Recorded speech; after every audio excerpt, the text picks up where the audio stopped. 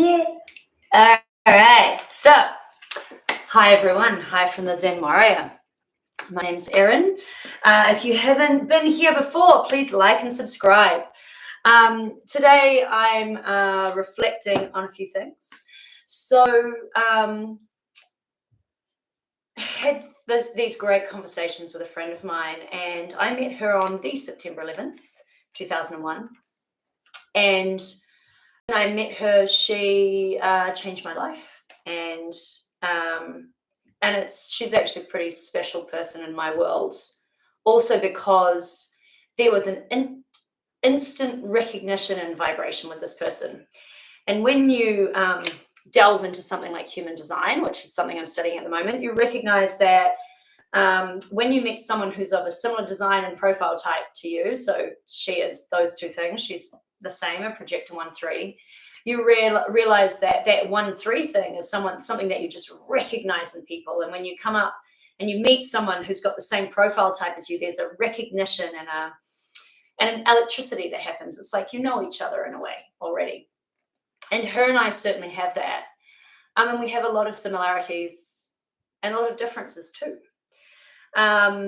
And we share a lot with each other. And I think it's a really important thing to understand the value of the Sangha, the value of your tribe that helps you reflect on your life and that checks you. I was thinking about a friend earlier, and I haven't heard much from her recently. And I realized that she's usually the alpha in the crew, especially when it comes to spirituality. And it's a dangerous position to be in, to be the alpha, because who checks you? And you have to remind yourself to allow yourself to be checked by anyone, first of all, but also to be, actually this friend of mine I'm talking about, she checked me the other day and my instant reaction was a little bit defensive. And I was like, that's an interesting reaction. Maybe I should sit with that a bit longer. Maybe I should check that out. Maybe there's something in what she's saying. And she was talking about my worthiness. And she often talks about her own too. And I felt maybe she was reflecting a bit of her own stuff. And then I kind of thought, well, there's a little bit of defense there from me. Maybe there's some disbelief in actually what I am capable of and what I am here for and what I am uniquely designed for on this planet. And so I'm still sitting with it, to be honest. And I'm just letting it sit there because I think it's a really interesting question to reflect on and a really great point that she made. So it's so important to have people around us that tell us the truth, or at least what they perceive as the truth, for us to reflect on and to check ourselves with. So she came back to me today and she said some really beautiful things to me. But they're beautiful things because they're beautiful as a reflection of friendship. And they're beautiful as a reflection of how we work as human beings. And the first one she said to me in deep appreciation, and this is not me trying to blow my own trumpet, because she does the same for me. You love me for who I am. You appreciate me for who I am because it serves you. And I thought, what powerful words. And what a deep reflection of what it is to be a bodhisattva. And we all have this bodhisattva nature in us. And what's to be understood about the bodhisattva is that it's an understanding that it's not enough to learn about meditation. It's not enough just to be a seeker. It's not enough to just have realizations about ourselves and about others. In fact, it can be dangerous to stay there because we can become arrogant, conceited, and know-it-alls, which I'm sure plenty of people tell me that I've been at times, and I still am. At times. But that once you really have the grand realization that I am you and you are me, and that everything in this world is somehow a reflection of us and actually us, that the leaves and the trees and all of it, we're actually part of this divinely cosmic thing that's much bigger than how we perceive ourselves, you will realize that the only way out of suffering, the only way to alleviate your own suffering is to alleviate the suffering of others. And the only way to alleviate the suffering of others is to alleviate your own suffering. And through this, we start to realize that even sitting down in your own space and practicing meditation to alleviate your own suffering is life and service to others. Because as you alleviate your own suffering, you're no longer the heavy pebble that creates waves in the pond, right? You're no longer something that has this reverberation of vibration that goes out and out and out, knocking into things in a negative way or in a non-positive way. That by taking on observation, by developing your observer, what the Buddhists call the observer. So there's all this chaos happening through our lives, and we're having a great time and we're having a shit time and we're doing all of these things. But ultimately, this is what's happening to us and what we're creating, right? And it's not really happening to us. That's our perception. What's actually happening is we're creating it. And we're creating it by way of karma. And that karma is actually designed, which is really about memory in the body, is designed to wake us up, to snap us out of our unconsciousness. And so as we go into meditation and we start to develop the observer, which almost gives us a distance from the chaos out here and actually our presence within all of that. So there's a stillness in the chaos, and that stillness we can hold. And that stillness in part is created by this observer quality. And then somewhere behind the observer, there's just presence. So even the observer is an action, a doing. And if you watch for long enough, you'll realize that there's a presence there that's just there, that does nothing. And it kind of does everything. But it's almost bearing witness to your observer, and it's bearing witness to all of it. There's no activity in it. It's a presence. It's a connection to source. It's a connection to this greater thing that you don't see. And so through this, you realize that by alleviating your own suffering, you can alleviate the suffering and the impact that you have on others. And by a life in service, you can alleviate the suffering of others and therefore alleviate the suffering of yourself. This is how we're going to go out there and create world peace. It's not enough, as Joe Dispenza might say, just to sit there and go, oh, I hope for world peace, I hope for world peace, I hope for world peace. You've got to design peace within your own self. You've got to design peace within this vibrational center that's rippling out. And then you have to do your best, if you can, to share that as well without being an arrogant ass. So this reflection that you appreciate me for who I am because it serves you is this perfect understanding of the mirror that we are as human beings. And as projectors, part of our job, so I'm crossing into human design here, so you don't have to keep up with me, but this is an energy design type. Whereas a projector, what we do is we take in other people's energy and we project it out, we amplify it. And so our job is this mirror in a way. It's more than a mirror. It's to share people's energy back with them and to show it back to them and to use that to help guide the energy. And she goes on to say,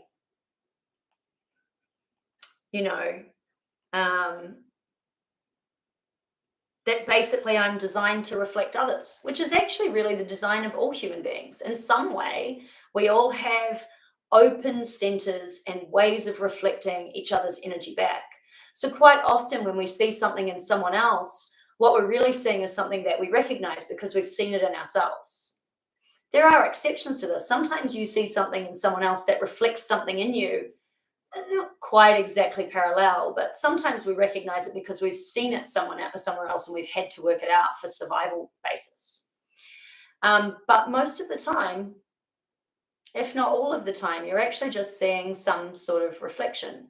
And that's why, like, a lot of people see me as very intuitive and all this, and there's some truth in that. But there's also some truth in the fact that I just have some centeredness in myself and I can see what others are up to, because when you're unconscious, you're predictable. And the more conscious you become, the easier it is to see unconscious patterns in others and even to start unpicking more unconscious patterns in yourself, So we had a conversation where she had, revealed that she had been quite hard on herself. And she said to me, what is it that wants us to be hard on ourselves? And then she goes on to say, it's not the higher self. You know, the concept of the higher self is almost, I guess, the concept of this connection to source, this higher consciousness, this being that sits back even behind the observer and is just there. That being doesn't want you to be hard on yourself. That part of you, of course, is not judging you. It's not doing anything. So it definitely doesn't want you to be hard on yourself. So, you know, as she reflects, it's not this higher self.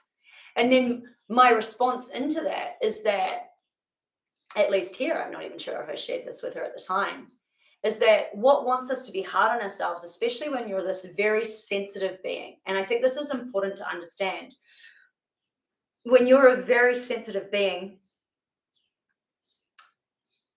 and you're growing up in a world that's really pressurized for your parents, there's a lot of anxiety around, there's a lot of stress, you're picking up on that stress all the time. So a projector child, for example, is taking on other people's energy and amplifying it out. Imagine if mum is ridden with anxiety and stress and feels abandoned and feels all sorts of things because she's on her own with a new baby, you know, and that baby's a sponge.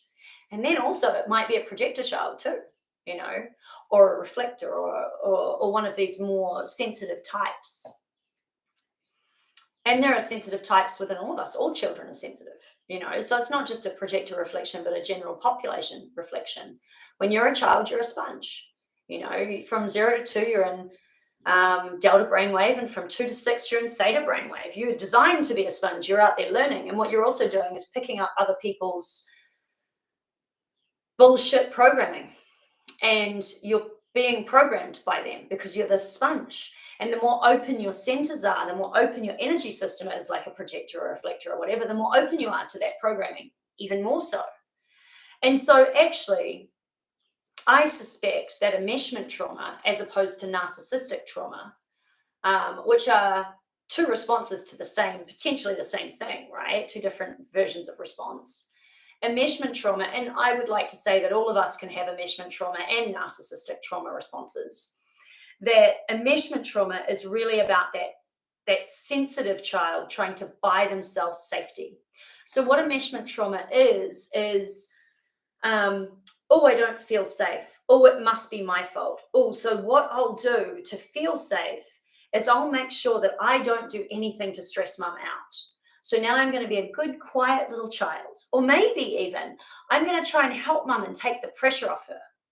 So there's two options there. There's one, the child that says nothing, or two, there's the child that starts mothering the parent. And I'm not just saying it's just mothers. This can also happen with fathers as well. It's just that often in the past, and for people in my generation at least, mum was there the most between 0 and 6. She was the one who did most of the caregiving. And certainly between 0 and 2, breastfeeding, etc., if that goes successfully, it's definitely on the mother's shoulders, you know. And there's an interesting connection between the mother and the child. So it's not to minimize the father or his potential impact or to make out like mums are so bad, but by design, unfortunately, it does tend to be that some of the first anxiety, fear traumas are definitely going to come from there. There's going to be other things as well. You know, if dad's a stressed out type and whenever he comes into the room, the child's certainly going to respond to that. And also he'll be stressing out the mother more. So there's, you know, it's a big, lovely network of enmeshment. And bless any parent, because we don't mean to do any of this, but it is sort of part of how it goes. And I almost see this too, this natural karma we have to traumatize is part of how we develop compassion. So I don't see it as totally a negative thing.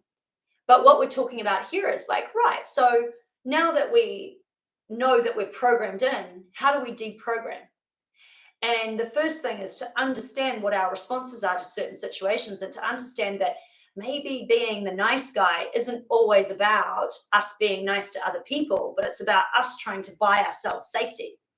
And in that moment, we become very hard on ourselves when we screw it up or we feel we have, because what we feel we're doing from that child traumatized position is jeopardizing our own safety.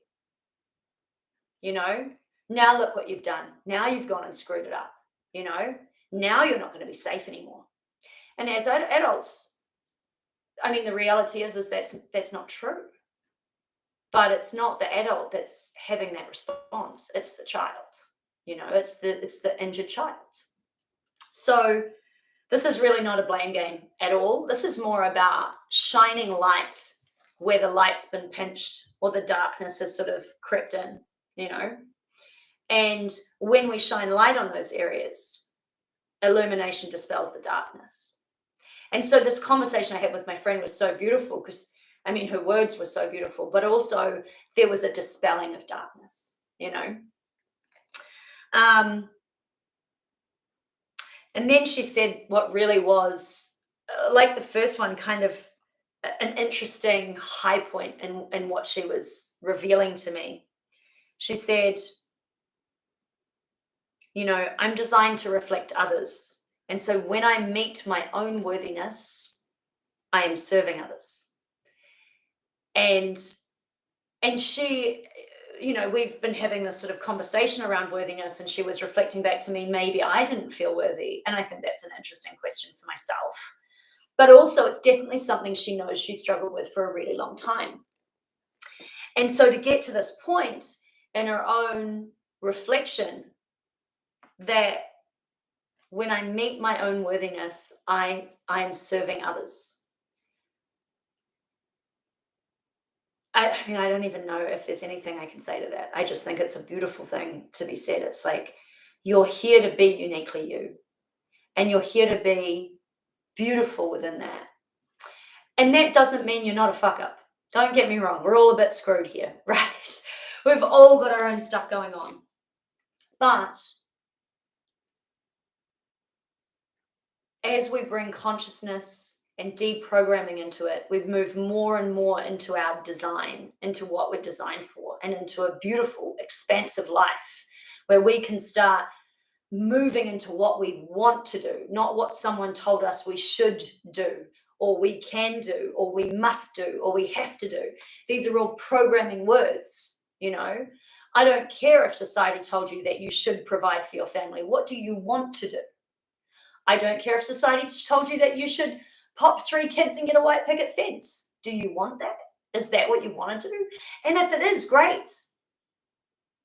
Want it and enjoy it, But if it's a program you're running, maybe it's time you question that program, because all programs are not you, and they're from somewhere else.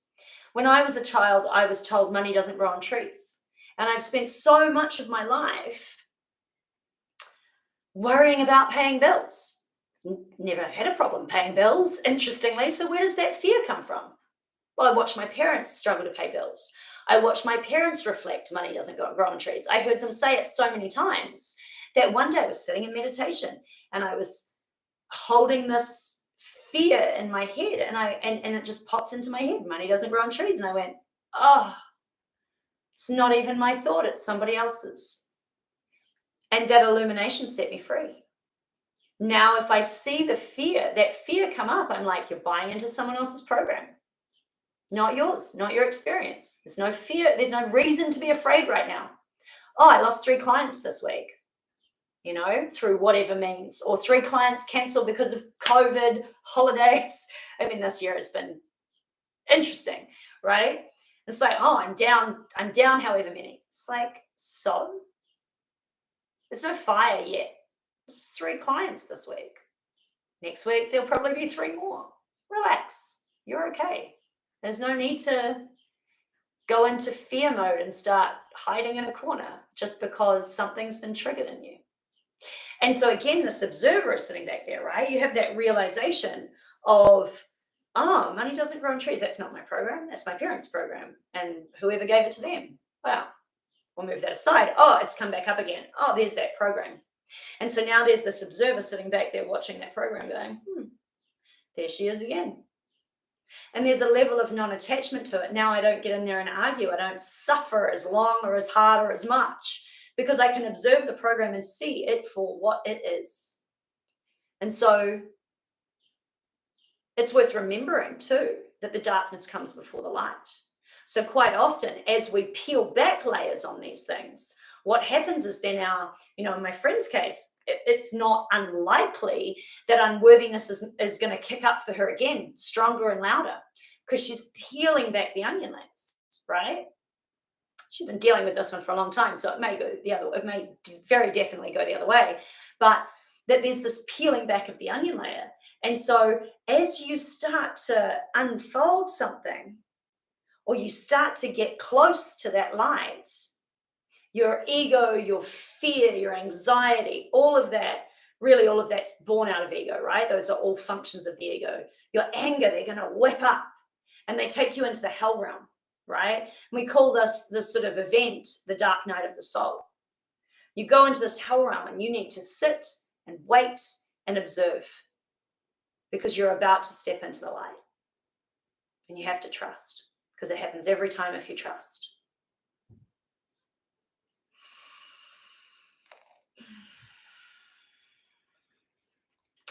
So she talks about, her worthiness. And then she says to me, kindness is the willingness to be who we are.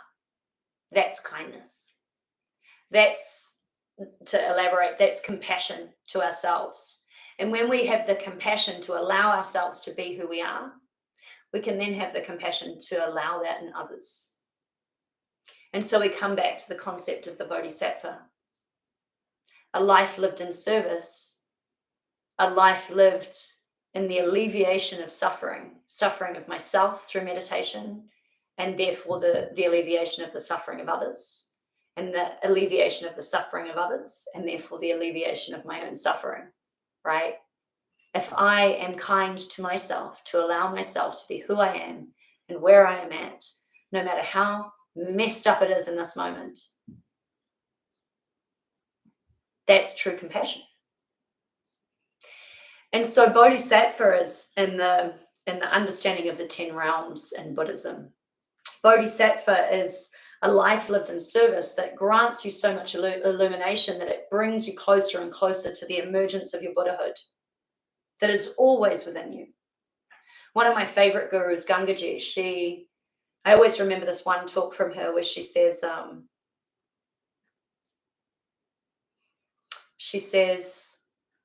where are you trying to go? There's nowhere to go. You're already there. You just need to stop. And so when I see people trying so hard, one of my clients yesterday, and I haven't reflected back to her yet, I saw her trying so hard in the meditation. It's like, stop trying. You're not going anywhere. You don't need to be anyone. You're not a great meditator. It's not a thing. Meditation is a practice. It's not an achievement. You sit, you chill. You let the vibration come through you. You sink into it, and it lifts you up. And you lift you up, So there is a step beyond allowing yourself to be worthy. And it's just allowing. It's just being. And I feel like this conversation between worthiness and unworthiness, you're looking at what we call like, they look like opposites, but they're actually complementaries. And actually they are one thing. Just like the darkness and the light are one thing, right? They exist together. They exist because of each other. And they are each other, essentially. Just different versions, a different molding.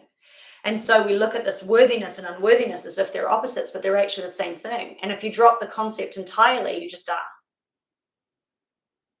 And so, when we're developing our observer, there's the observer. And then there's this presence behind the observer. And this presence is your connection to source. This presence is source. And this is where you get to rest always, even as you go through the chaos of joy, sadness, loss, anger, need, desire. Even as you travel through all those different things, there will always be this place for you to rest as you travel through them. And it makes it easier for them to travel and you to not get caught up in any of them. And so suffering starts to dissipate. and you don't stay in any one of them, and you don't get attached to anything either. There's nothing worse than being attached to bliss. There's nothing worse than being attached to joy, happiness. They're all transitory states. And you don't need to be attached to being connected to source. You just are. All you need to do is step back and be in it. Allow it to well up in you. So, to my good friend who knows who she is, thank you so much for today. What a beautiful conversation, and it made my day, as often conversations with you do. And to all of you listening, please like and subscribe. Remember to follow me on Facebook, Instagram. I'm at Erin Zen Warrior on Instagram. For those of you in Wellington, I have a yoga course starting next week. We will be doing a mishmash of stuff because that's how I like to flow. And you can sign up for that on Eventbrite. Contact me directly on Facebook if you want to do the 4 classes for $80. And I will be doing a meditation taster this year. And then next year I will be doing a course. So the taster will be free. So you guys should follow me on Instagram and Facebook so you know when that taster is going to be on and you can sign up for it. And then I will be in touch with you about the course next year that I will be holding. Thank you so much. So nice to have you all here, and hi to whoever's in the room. I have a feeling I know who that might be. And have a great day, and go practice your meditation in service to others. Bye.